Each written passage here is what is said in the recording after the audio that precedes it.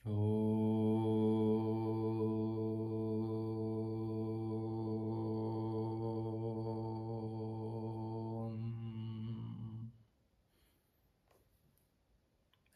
നമസ്കാരം.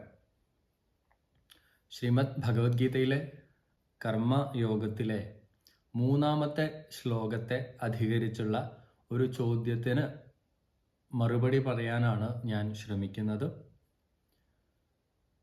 കർമ്മയോഗത്തിൽ കർമ്മത്തിൻ്റെ പ്രസക്തിയെക്കുറിച്ചും എങ്ങനെയാണ് കർമ്മം അനുഷ്ഠിക്കേണ്ടത് എന്നുള്ളതിനെക്കുറിച്ചും നമ്മുടെ ജീവിതത്തിൽ ഏതൊക്കെ രീതിയിലുള്ള കർമ്മങ്ങൾ അനുഷ്ഠിച്ചാലാണ്, ഏത് രീതിയിൽ അനുഷ്ഠിച്ചാലാണ് നമുക്ക് ശ്രേയസ്കരമായിട്ട് ഭവിക്കുക എന്നുള്ളതിനെ കുറിച്ചുമാണ് ഭഗവാൻ അർജുനന് ഉപദേശിച്ചു കൊടുക്കുന്നത്. അപ്പൊ 3-ാമത്തെ ശ്ലോകം ന കർമ്മണാമനാരംഭാത് നൈഷ്കർമ്മ്യം പുരുഷോസ്നുതേ ന ച സന്യസനാദേവ സിദ്ധിം സമധിഗച്ഛതി. അതാണ് 3-ാമത്തെ ശ്ലോകം. ഇവിടെ ഭഗവത്ഗീത അർജുനന് ഉപദേശിച്ചു കൊടുത്ത സാഹചര്യം കൂടെ നമുക്ക് നോക്കുകയാണെങ്കിൽ ഈ ചോദ്യത്തിന് മറ്റൊരു രീതിയിൽ നമുക്ക് ചോദിക്കാം. എന്തുകൊണ്ട് അർജുനനെ സന്യാസിയാകുവാൻ വിട്ടില്ല ഭഗവാൻ? അർജുന, നീ സന്യാസത്തിന് പോവല്ല വേണ്ടത്, ഇവിടെ നിന്ന് യുദ്ധം ചെയ്യുകയാണ് വേണ്ടത് എന്ന് പറഞ്ഞത് എന്തുകൊണ്ടാണ്? യുദ്ധമൊക്കെ പോവായിരുന്നല്ലോ. അർജുനൻ കാട്ടിലേക്ക് സന്യാസിയായിട്ട് പോവുകയാണെങ്കിൽ ഉറപ്പായിട്ടും യുദ്ധം നടക്കാൻ സാധ്യത വളരെ കുറവാണ്. അപ്പോൾ അർജുനനെ സമാധാനത്തിൻ്റെ വഴിയിൽ വിട്ടിട്ട് കാട്ടിൽ പോയി സന്യാസിയായിട്ട് ജീവിക്കാം എന്ന് പറഞ്ഞിരിക്കുന്ന അർജുനനെ അങ്ങ് വിടുകയല്ലായിരുന്നോ വേണ്ടത് എന്നൊരു ചോദ്യം കൂടെ വരുന്നുണ്ട്. അപ്പോൾ നമുക്കിതിനെ രണ്ടിനെയും ചേർത്ത് വെച്ച് ഉത്തരം നൽകാൻ വേണ്ടി ശ്രമിക്കാം. ശ്ലോകത്തിന്റെ അർത്ഥം ഇങ്ങനെയാണ്: ന കർമ്മണ അനാരംഭാത്. കർമ്മങ്ങൾ ആരംഭിക്കാതിരിക്കുന്നതിലൂടെ, അതായത് കർമ്മങ്ങൾ ചെയ്യാതിരിക്കുന്നതിലൂടെ നൈഷ്കർമ്മ്യം പുരുഷോസ്നുതേ, ഒരാള് നൈഷ്കർമ്മിയായിട്ട് മാറുന്നില്ല. നച്ച സന്യസനാദേവ, ഒരാള് സന്യാസം സ്വീകരിച്ചു എന്ന് പറഞ്ഞ് സന്യസിക്കാൻ പോയി കഴിഞ്ഞാൽ സിദ്ധിം സമധി ഗച്ഛതി. നച്ച എന്ന് അവിടെയാണ് നാ പറയുന്നത്. നച്ച സന്യസനാദേവ, ഒരാൾ സന്യാസിയായിട്ട് പോകാൻ തീരുമാനിച്ച് സന്യാസിയായിട്ട് ഇറങ്ങിക്കഴിഞ്ഞാൽ പോലും ന സിദ്ധിം അധിഗച്ഛതി, അയാൾ സിദ്ധിയെ പ്രാപിക്കുന്നില്ല എന്നാണ് ആ ശ്ലോകത്തിന്റെ അർത്ഥം. എന്താണ് അകർമ്മണ്യം? ഒരാള് പറയാണ്, ഞാൻ ഇന്നു മുതൽ സന്യാസിയായിട്ട് പോവാണ്, ജീവിതമൊക്കെ മടുത്തു, എനിക്ക് എൻ്റെ കുടുംബം നോക്കാൻ പറ്റുന്നില്ല, എൻ്റെ ജോലിയിൽ ശ്രദ്ധിക്കാൻ പറ്റുന്നില്ല, ആകെ ഒരു സമാധാനക്കേടാണ്, കുറേ കടമുണ്ട്, ഇതൊക്കെ പ്രശ്നങ്ങളുണ്ട്, ഇനി എനിക്ക് ഇതൊന്നും വയ്യ, ഞാൻ സന്യാസിയായിട്ട് പോവാണ് എന്ന് പറഞ്ഞ് എല്ലാം ഇട്ടെറിഞ്ഞ് ഉപേക്ഷിച്ച് ഒന്നും ചെയ്യാതിരിക്കാൻ വേണ്ടി പോകുന്നതിനെയല്ല നമ്മൾ സന്യാസം എന്ന് പറയുന്നത്. സർവകർമ്മങ്ങളും ഉപേക്ഷിക്കുന്നതിനെയാണ് സന്യാസം എന്ന് പറയുന്നത്. പക്ഷെ ഒരാൾ അത് ഉപേക്ഷിക്കാൻ തീരുമാനിച്ച് ഇറങ്ങിക്കഴിഞ്ഞാൽ അയാൾക്ക് ഒരു സിദ്ധിയും ഉണ്ടാവുകയില്ല എന്നാണ് ഭഗവാൻ പറയുന്നത്. പണ്ടൊരു കഥയുണ്ട് പറയുന്നത് കേട്ടിട്ടുള്ളത്. ഒരാൾക്ക് നേരത്തെ പറഞ്ഞതുപോലെ കുടുംബമുണ്ട്, ഭാര്യയുണ്ട്, കുട്ടികളുണ്ട്. അങ്ങനെ ജീവിക്കുമ്പോൾ ഒരുപാട് ബുദ്ധിമുട്ടുകളാണ്, പ്രാരബ്ധം, പ്രശ്നങ്ങൾ, അയൽവക്കക്കാരുമായിട്ട് പ്രശ്നം, വീട്ടിൽ ഭാര്യയായിട്ട് എപ്പോഴും വഴക്കാണ്, കുട്ടികളൊന്നും പറഞ്ഞാൽ അനുസരിക്കുന്നില്ല, ബഹുമാനിക്കുന്നില്ല. ഇതൊക്കെ കണ്ട് മടുത്ത്, അയാൾക്ക് ജീവിതം മടുത്തിട്ട് അയാൾ പോവാണ്, ഞാൻ സന്യാസിയായിട്ട് ഇറങ്ങുകയാണ് എന്ന് അയാൾ തീരുമാനിച്ചു. കുറച്ച് സാധനങ്ങളൊക്കെ എടുത്ത് ഇദ്ദേഹം നാട് വിട്ടു, സന്യാസിയായിട്ട് പോകാൻ വേണ്ടിയിട്ട്.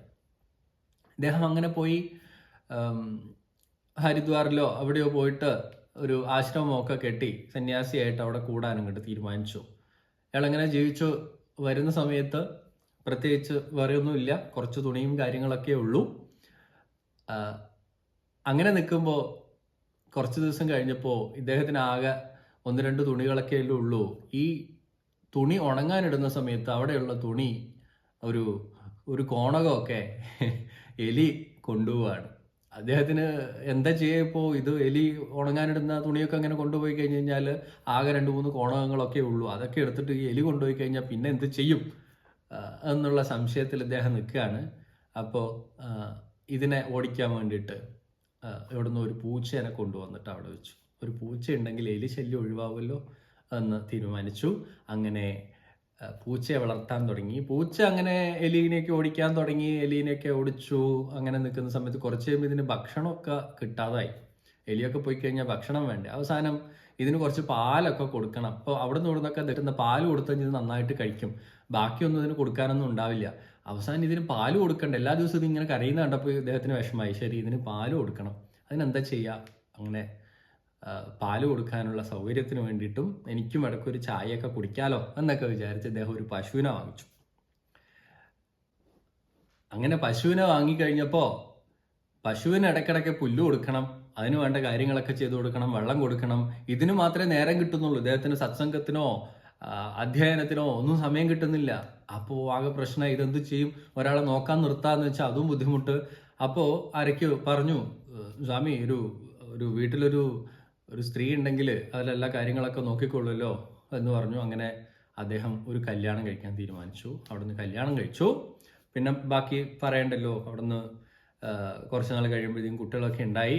ഇങ്ങനെ നാട്ടിൽ നിന്ന് ആരോ കാണാതെ പോയ അദ്ദേഹം ഹരിദ്വാറിലും കണ്ട് സന്യാസിയായിരിക്കുന്നു എന്ന് കേട്ടിട്ട് അന്വേഷിച്ച് നാട്ടുകാരൊക്കെ കൂടി അന്വേഷിച്ച് കുറേ വർഷം കഴിഞ്ഞപ്പോൾ അദ്ദേഹത്തിനെ കണ്ടുപിടിച്ചു. അവിടെ ഇതിലും ഗംഭീരമായിട്ടൊരു കുടുംബനാഥനായിട്ട് അദ്ദേഹം ജീവിക്കുകയായിരുന്നു. ഇതാണ് കൃഷ്ണൻ വളരെ ഭംഗിയായിട്ട് അർജുനനോട് പറഞ്ഞു കൊടുക്കുന്നത്. അർജുനൻ കാട്ടിൽ പോവാണ്, എനിക്കൊന്നും വേണ്ട, യുദ്ധം ചെയ്യണ്ട എന്നൊക്കെ പറഞ്ഞ് നീ പോയി കഴിഞ്ഞാലും അർജുന, നിനക്ക് ഈ അകർമ്മണ്യം, ഒന്നും ചെയ്യാതിരിക്കുന്ന അവസ്ഥ, സന്യാസിയാവുന്ന അവസ്ഥ നിനക്ക് പറ്റില്ല. അതാണ് ഭഗവാൻ പറയുന്നത്. നമ്മൾ വെറുതെ ഇരിക്കുക എന്നുള്ളതല്ല കർമ്മങ്ങളൊക്കെ ത്യജിക്കുക എന്നുള്ളതിനെ കൊണ്ട് ഉദ്ദേശിക്കുന്നത്. നമ്മുടെ ഉള്ളിലാണ് അത് സംഭവിക്കേണ്ടത്. നമ്മൾ എല്ലാ കാര്യം ചെയ്യുന്ന സമയത്തും കർമ്മ ഫലേച്ഛയോടുകൂടി നമ്മൾ ചെയ്യുന്ന സമയത്ത് നമ്മുടെ ഉള്ളിൽ ആ കർമ്മങ്ങളെല്ലാം ഒരു ഇംപ്രഷൻ, ഒരു പാട് ഉണ്ടാക്കുന്നുണ്ട്. അങ്ങനെ പലതും കൂടി ചേർന്നിട്ടാണ് നമ്മുടെ സംസ്കാരവും വാസനയൊക്കെ ആയി മാറുന്നതും. അതിനനുസരിച്ചാണ് നമ്മൾ അടുത്ത കർമ്മം ചെയ്യുന്നത്. സന്യാസിയെ സംബന്ധിച്ചിടത്തോളം, യോഗിയെ സംബന്ധിച്ചിടത്തോളം അദ്ദേഹം കർമ്മങ്ങൾ ചെയ്യുന്നത് ഒന്നും തന്നെ ഫലേച്ഛയോടുകൂടിയല്ല, ലോക കല്യാണാർത്ഥം ചെയ്യുന്നു. അദ്ദേഹം ചെയ്യുന്ന കാര്യങ്ങളൊന്നും അദ്ദേഹത്തിൻ്റെ അന്ധഃകരണത്തിൽ ഒരു ബാധയും ഉണ്ടാക്കുന്നില്ല. നമ്മൾ ചെയ്യുന്ന കാര്യങ്ങളൊക്കെ ബാധിക്കുന്നുണ്ട്. അങ്ങനെയായി മാറുമ്പോഴാണ് ഒരാൾ സന്യാസിയാവുന്നത്. അയാൾക്കാണ് അകർമ്മണ്യം ശരിക്കും അനുഭവിക്കാൻ വേണ്ടി സാധിക്കുന്നത്. നമ്മളെ സംബന്ധിച്ചിടത്തോളം നമ്മൾ എന്തെങ്കിലും കാര്യം ചെയ്യുന്നുണ്ടെങ്കിൽ അതിന് മറ്റു പലതരത്തിലുള്ള ബന്ധപ്പെടുത്തലുകളും ഉണ്ടാകും. അർജുനന്റെ അവസ്ഥ ഒന്ന് ആലോചിച്ച് നോക്കൂ. അർജുനൻ യുദ്ധമൊക്കെ ഉപേക്ഷിച്ച് കാട്ടിൽ പോയി കഴിഞ്ഞാൽ ഞാൻ സന്യാസിയാവാണെന്ന് പറഞ്ഞ് പോയിട്ട് ഇതിലൊന്നും ഒരു കാര്യമില്ല കൃഷ്ണ, എത്രയോ യോഗികളുണ്ട് സമാധാനത്തിൽ സന്തോഷത്തിൽ ജീവിക്കുന്നു, ഞാൻ അതുപോലെ പോവാണെന്ന് പറഞ്ഞ് പോയിരുന്നെങ്കിൽ എന്താകുമായിരുന്നു? ചെറുപ്പകാലം മുതൽ കൗരവര് ചെയ്യുന്ന ഉപദ്രവം മറക്കാൻ അർജുനന് സാധിക്കുമായിരുന്നു. ഭീമനെ നദിയിലിട്ട് കൊല്ലാൻ നോക്കിയത്, അരക്കില്ലത്തിലിട്ട് എല്ലാവരെയും ചുട്ടുകൊന്നത്, എന്തിനേറെ സ്വന്തം ഭാര്യയെ ആ രാജസദസ്സിൽ വെച്ച് വസ്ത്രാക്ഷേപം ചെയ്യുന്നത് അർജുനന് മറക്കാൻ വേണ്ടി സാധിക്കുമോ? ഇതൊന്നും മറക്കാൻ അർജുനനെ പോലെ ഒരാൾക്ക് സാധിക്കില്ല. ക്ഷാത്ര വീര്യമുള്ള രജോഗുണ സമ്പന്നനായിരിക്കുന്ന ഒരാളാണ് അർജുനൻ.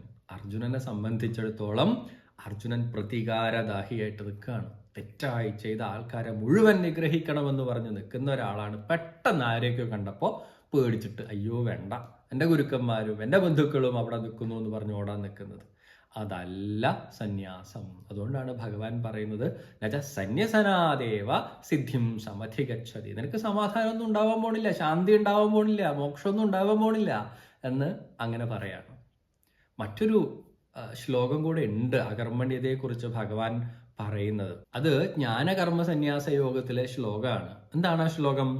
കർമ്മണ്യകർമ്മയ പശ്യേത് അകർമ്മണി ച കർമ്മയഃ ന ബുദ്ധിമാൻ മനുഷ്യേഷു സയുക്ത കൃത്സ്നകർമ്മകൃത്. ആരാണ് ബുദ്ധിമാനായിട്ടുള്ള ഒരാള്? കർമ്മത്തിൽ അകർമ്മത്തെ ആരാണോ കാണുന്നത്, അതുപോലെ അകർമ്മത്തിൽ കർമ്മത്തെ ആരാണോ കാണുന്നത് സ ബുദ്ധിമാൻ മനുഷ്യേഷു, അയാൾ മനുഷ്യന്മാരിൽ വെച്ച് ബുദ്ധിമാനാണ്. അയാൾക്ക് വേറെ എന്താണ് പ്രത്യേകത? സ യുക്ത കൃത്സ്ന കർമ്മകൃത്ത്, അവൻ വളരെ യോഗിയായിട്ടുള്ള ഒരാളാണ്. സകല കർമ്മങ്ങളെയും വേണ്ടതുപോലെ ചെയ്യുന്ന ഒരാളുമാണ് എന്നാണ് ഭഗവാൻ ആ ശ്ലോകത്തിൽ പറയുന്നത്. അപ്പൊ നമുക്ക് ചെയ്യാനുള്ള കർമ്മങ്ങൾ വളരെ വളരെ ജാഗ്രതയോടുകൂടി കർമ്മങ്ങൾ ചെയ്തുകൊണ്ടേയിരിക്കണം. മടി പിടിച്ചിരിക്കുന്ന ആലസ്യത്തെ, തമോ ഗുണത്തിനെ അല്ല. ആലസ്യം എന്ന് പറഞ്ഞാൽ തമോ ഗുണമാണ്. വെറുതെ എനിക്ക് വയ്യ ഒന്നും ചെയ്യാൻ, അയ്യോ മടുത്തു എന്ന് പറഞ്ഞിട്ട് കുറേ ആളിരിക്കും. അങ്ങനെ ഇരിക്കുന്നതിനെ നമ്മൾ ഒരിക്കലും സന്യാസമെന്നോ അകർമ്മണ്യത എന്നോ ഒന്നും പറയുന്നില്ല. നമ്മളെല്ലാവരും കർമ്മം ചെയ്യാൻ വേണ്ടിയിട്ട് ജനിച്ചവരാണ്. ഊർജ്ജസ്വലതയോടുകൂടി കർമ്മം ചെയ്യണം. സന്യാസം എന്തുകൊണ്ടാണ് പ്രായമാവുന്ന സമയത്ത് സന്യസിക്കണമെന്ന് പറയുന്നത്? എന്തുകൊണ്ടാണ്? നമ്മൾ അപ്പോഴും പ്രായമാവുന്ന സമയത്ത് അയ്യോ അത് ചെയ്യണം, ഇത് ചെയ്യണം, അതങ്ങനെ ഇങ്ങനെ, അയാൾ അത് ചെയ്യുന്നു, ഇയാൾ ഇത് ചെയ്യുന്നു എന്നൊക്കെ പറഞ്ഞ് ബന്ധപ്പെട്ട് മനസ്സിനെ കലുഷമാക്കി വെക്കുന്നുണ്ട്. മക്കള് ചെയ്ത കാര്യത്തിനെ കുറിച്ച്, ഭർത്താവ് ചെയ്ത കാര്യത്തിനെ കുറിച്ച്, ഭാര്യ ചെയ്ത കാര്യത്തിനെ കുറിച്ച്, അയൽവക്കക്കാരെ കുറിച്ച് എല്ലാം കൂടെ ചിന്തിച്ച് എനിക്കത് ചെയ്യാൻ പറ്റില്ല, എനിക്കിത് ചെയ്യാൻ പറ്റണില്ല എന്നൊക്കെ പറഞ്ഞങ്ങനെ വിഷമിച്ചിരിക്കേണ്ട ആവശ്യമൊന്നുമില്ല. പ്രായമാവുന്ന സമയത്ത് സ്വസ്ഥമായിട്ടിരുന്നിട്ട് ഭഗവത് ചിന്തനത്തില് മനസ്സിനെ സമാധാനപ്പെടുത്തി വെക്കണം എന്ന് പറയുന്നത് കൊണ്ടാണ് പ്രായമാവുന്ന സമയത്ത് സന്യാസം എന്ന് പറയുന്നത്. അല്ലേ? നമ്മുടെ ജീവിതത്തിൻ്റെ ഓരോ ഘട്ടങ്ങൾ കഴിഞ്ഞ് അവസാനം പറയുന്നത് സന്യാസമാണ്. എല്ലാവരും കാവ്യ കൊടുത്ത് ഇങ്ങനെ സഞ്ചരിച്ച് സന്യാസിയായി നടക്കുന്നതിനാണോ ഉദ്ദേശിക്കുന്നത്? അല്ല. അപ്പോൾ നമ്മൾ മനസ്സിലാക്കേണ്ടത് സന്യാസം എന്ന് പറയുന്നത് സകല കർമ്മങ്ങളെയും ത്യജിക്കലാണ്. സകല കർമ്മങ്ങളെയും ത്യജിക്കുന്ന സന്യാസിമാര്, ശങ്കരാചാര്യർ സകല കർമ്മങ്ങളെയും ത്യജിച്ചിട്ടുണ്ടായിരുന്നു. നോക്കുന്ന സമയത്ത് 10-32 വയസ്സാവുമ്പോഴേക്കും ഭാരതം മുഴുവൻ ഓടി നടന്ന് എല്ലാ രീതിയിലുള്ള സനാതന ധർമ്മത്തിനെതിരായിട്ടുള്ളതിനെ എല്ലാം സംവാദത്തിൽ തോൽപ്പിച്ച് ധർമ്മ പുനഃസ്ഥാപനം നടത്തിയ വ്യക്തിയാണ് ശങ്കരാചാര്യ സ്വാമികൾ. 4 മഠങ്ങൾ സ്ഥാപിക്കുന്നു, എല്ലായിടത്തും ഓടി നടക്കുകയാണ്. ശങ്കരാചാര്യർ കർമ്മം ചെയ്യുകയായിരുന്നു, ശരീരം കൊണ്ട് കർമ്മം ചെയ്യുന്നു. അദ്ദേഹത്തിന്റെ അന്ധകരണത്തിൽ അതൊരു തരത്തിലുള്ള ബാധയും ഉണ്ടാവില്ല. ഭാണ്ഡം, നമ്മൾ പറയില്ലേ, നമ്മൾ ഓരോ കാര്യം ചെയ്യുമ്പോഴും നമ്മുടെ തലയിലേക്ക് ഭാണ്ഡം കയറ്റി വെക്കുകയാണ്.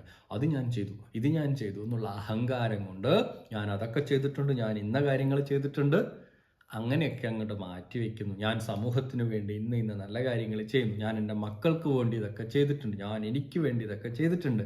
ആ ചിന്തയൊന്നും ഇവിടെ ഉണ്ടാവില്ല. ഫലം എങ്ങനെ വേണമെന്നുള്ള ധാരണയൊക്കെ ഉണ്ടാവും. പക്ഷെ അതിനോട് ഒട്ടി നിന്നുകൊണ്ടായിരിക്കില്ല കർമ്മം ചെയ്യുന്നത്. വിവേകാനന്ദ സ്വാമികൾ നോക്കൂ, ലോകം മുഴുവൻ സഞ്ചരിച്ചിട്ടാണ് സ്വാമിജി പ്രഭാഷണങ്ങളും സനാതന ധർമ്മത്തിന്റെ പ്രഘോഷണങ്ങളും ചെയ്തിരിക്കുന്നത്. ചിന്മയാനന്ദ സ്വാമിയെ നോക്കൂ, ഭഗവത്ഗീതയെ ലോകം മുഴുവൻ പ്രചരിപ്പിക്കാൻ വേണ്ടിയിട്ട് എത്രയെത്ര സ്ഥാപനങ്ങളും എത്രയെത്ര സംരംഭങ്ങളൊക്കെയാണ് സ്വാമിജി ചെയ്തിട്ടുള്ളത്. അപ്പോൾ സന്യാസി ശ്രേഷ്ഠന്മാരെല്ലാം നന്നായിട്ട് കർമ്മം ചെയ്യുന്നവരാണ്. പക്ഷെ അവരുടെ ഉള്ളിൽ ഒന്നും ഉണ്ടാവില്ല. അതുപോലെ ഒന്നും ചെയ്യാതെ വളരെ ശാന്തമായിരുന്ന് ധ്യാനത്തിൽ മുഴുകിയിരിക്കുന്ന സന്യാസിമാരെ നമുക്ക് കാണാൻ പറ്റും. അപ്പോൾ അത് അവരുടെ താല്പര്യമാണ്. അവരെന്തെങ്കിലും നമുക്ക് വേണ്ടി ചെയ്തിട്ടുണ്ടെങ്കിൽ അത് ലോക കല്യാണാർത്ഥം അവർ തരുന്ന ഒരു സംഭാവനയായിട്ട് നമുക്ക് സ്വീകരിക്കാനേ സാധിക്കുള്ളൂ. അർജുനനെ സംബന്ധിച്ചിടത്തോളം കൃഷ്ണൻ പറയുന്നു, സുഹൃത്തേ, ഇങ്ങനെ ഈ യുദ്ധം ചെയ്യാണ്ട് ഇതൊക്കെ ഇവിടെ ഇട്ടിട്ട് നീ കാട്ടിൽ പോയി സന്യാസിയാവാൻ നോക്കിക്കഴിഞ്ഞാൽ നിനക്ക് അകർമ്മണ്യത്തെ സ്വീകരിക്കാൻ പറ്റില്ല, നിനക്ക് സന്യാസിയാവാൻ പറ്റില്ല, നിനക്കൊരു സിദ്ധിയും ഉണ്ടാവില്ല. വെറുതെ ഒരു കാവ്യൊക്കെ എടുത്ത് സന്യാസിയാണെന്നുള്ള പേരിൽ കപട സന്യാസിയായിട്ട് നടക്കാനേ സാധിക്കുള്ളൂ എന്നുള്ള അർത്ഥത്തിൽ, ലളിതമായ അർത്ഥത്തിൽ നമുക്ക് അങ്ങനെ എടുക്കാൻ വേണ്ടി സാധിക്കും. സർവ്വതും മനസ്സിൽ നിന്ന് മാഞ്ഞു പോകണം. സർവ്വ കർമ്മഭാവനകളും അതുണ്ടാക്കുന്ന സകല ബാധ്യതകളും മനസ്സിൽ നിന്ന് മാറ്റി നിർത്തുമ്പോഴാണ് ഒരാള് കർമ്മങ്ങളൊന്നും ചെയ്യാതെ ഇരിക്കുന്നു നമുക്ക് പറയാൻ പറ്റുക. നമ്മളെ ശരീരം എപ്പോഴും കർമ്മം ചെയ്തുകൊണ്ടിരിക്കുകയാണ്. ശ്വാസോച്ഛ്വാസമാവട്ടെ, ഹൃദയം മിടിക്കുന്നതാവട്ടെ, എപ്പോഴും കർമ്മം ചെയ്തുകൊണ്ടിരിക്കും. നമുക്ക് കർമ്മം ചെയ്യാതിരിക്കാൻ സാധിക്കില്ല. പക്ഷെ നമ്മൾ ചെയ്യുന്ന കർമ്മങ്ങൾ നമ്മുടെ ഉള്ളിൽ ബാധ്യതയായിട്ട് മാറാതിരിക്കാൻ വേണ്ടിയിട്ട് കർമ്മ ഫലേച്ഛ കൂടാതെ, അതിനോട് ഒട്ടി നിൽക്കാതെ, സന്തോഷത്തോടുകൂടി ആനന്ദം അനുഭവിച്ചുകൊണ്ട് ലോക നന്മയ്ക്ക് വേണ്ടിയിട്ട് നമ്മൾ കർമ്മങ്ങൾ ചെയ്തുകൊണ്ടേയിരിക്കണം. അതാണ് കർമ്മയോഗത്തിലൂടെ നമുക്ക് പഠിപ്പിക്കുന്നത്, ഭഗവാൻ പറഞ്ഞു തരുന്നത്. ആ ഉത്തരം മനസ്സിലായി എന്ന് വിചാരിക്കുന്നു. ഇതുകൊണ്ടാണ് അർജുനനോട് കൃഷ്ണൻ പറഞ്ഞത്, അർജുന യുദ്ധം ചെയ്യ്, ഞാൻ ഇപ്പം പോയിട്ട് കാര്യമൊന്നുമില്ല, ഇതൊന്നും നിർത്തിപ്പോയിട്ട് കഴിഞ്ഞാലും നീ നാളെ ഒരു 2-3 ആഴ്ച കഴിയുമ്പോഴത്തേക്കും ഇത് ശരിയല്ല, ഞാൻ ചെയ്തത് തെറ്റാണ്, എനിക്ക് തിരിച്ചു പോയി യുദ്ധം ചെയ്യണം എന്ന് പറഞ്ഞ് ഓടി വരും. ഇനി വേറെ വഴിയൊന്നുമില്ല, അതുകൊണ്ട് നീ യുദ്ധം ചെയ്യൂ എന്ന് ഭഗവാൻ അതുകൊണ്ടാണ് പറഞ്ഞിരിക്കുന്നത്. ഇതിൽ സംശയങ്ങൾ ഇനി എന്തെങ്കിലുമൊക്കെ ഉണ്ടെങ്കിൽ ചോദിക്കാം. അറിയുന്നത് പോലെ പഠിച്ച്, അറിയാത്ത കാര്യങ്ങൾ പഠിച്ച് നമ്മൾ ചർച്ച ചെയ്യാൻ വേണ്ടി നമുക്ക് ശ്രമിക്കാം. എല്ലാവർക്കും നന്ദി, നമസ്കാരം.